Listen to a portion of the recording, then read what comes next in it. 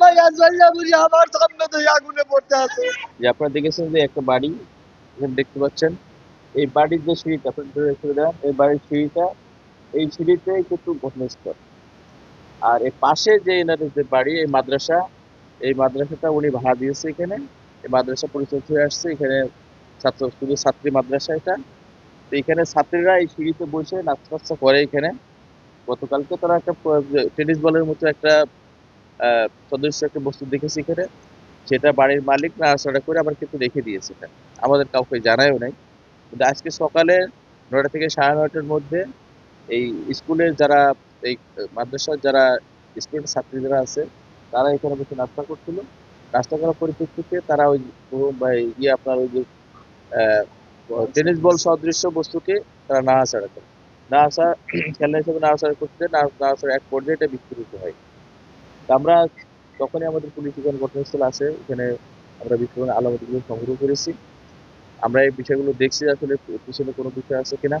আপনারা জানেন যে মাদারীপুরে একটি কিন্তু সামাজিক দ্বন্দ্ব এখানে সবসময় লেগে থাকে, বিভিন্ন জায়গায় আধিপত্য বিস্তার কেন্দ্র করে।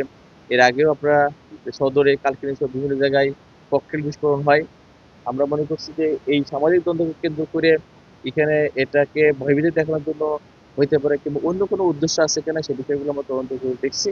এই বিষয়গুলো আমরা প্রতিরোধ করে তখন পরবর্তী সিদ্ধান্তে আসতে পারবো। কিন্তু মূলত মাদ্রাসায় কোনো ঘটনা ঘটে নাই। ঘটনা ঘটছে যেটা এই বাড়ির ছবিতে ঘটছে, সেটা সামাজিক দ্বন্দ্বকে কেন্দ্র করে হয়তো ঘটতে পারে, সেটা আমরা প্রথমে মনে করছি। বাদ বাকি বিষয়টা আমরা তদন্ত পেরিয়ে আসবো। ধন্যবাদ। আজকে হাফিজ মাদ্রাসা পরীক্ষা সকালে উঠে চলে গেছে ওইখানে। যাওয়ার পরে মনে করেন যে ওইখান থেকে পরীক্ষা হয়েছে নাকি জানি না, ওর আব্বা আর আম্মা মিষ্টি কিনে ওর মাদ্রাসায় যাওয়া নিচ্ছে। হ্যাঁ, তখন এই আলাপ পাইছে, শব্দ হয়েছে, আর আব্বা মিষ্টির ব্যাগ ফালাই দিয়ে দৌড় দিয়ে গেছে, দাইয়ে দেয় ও ধুমার ভিতরে জ্বলতেছে।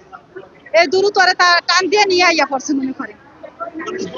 হ্যাঁ হ্যাঁ, বোম বাস্ট হয়েছে এখানে। আমরা প্রথমে ভাবছিলাম সিলিন্ডার বাস্ট, পরে দেখছি যে না, সিলিন্ডার না, ওটা বোম বাস্ট হয়েছে। বোম রাখছে মাদ্রাসার ভিতরে।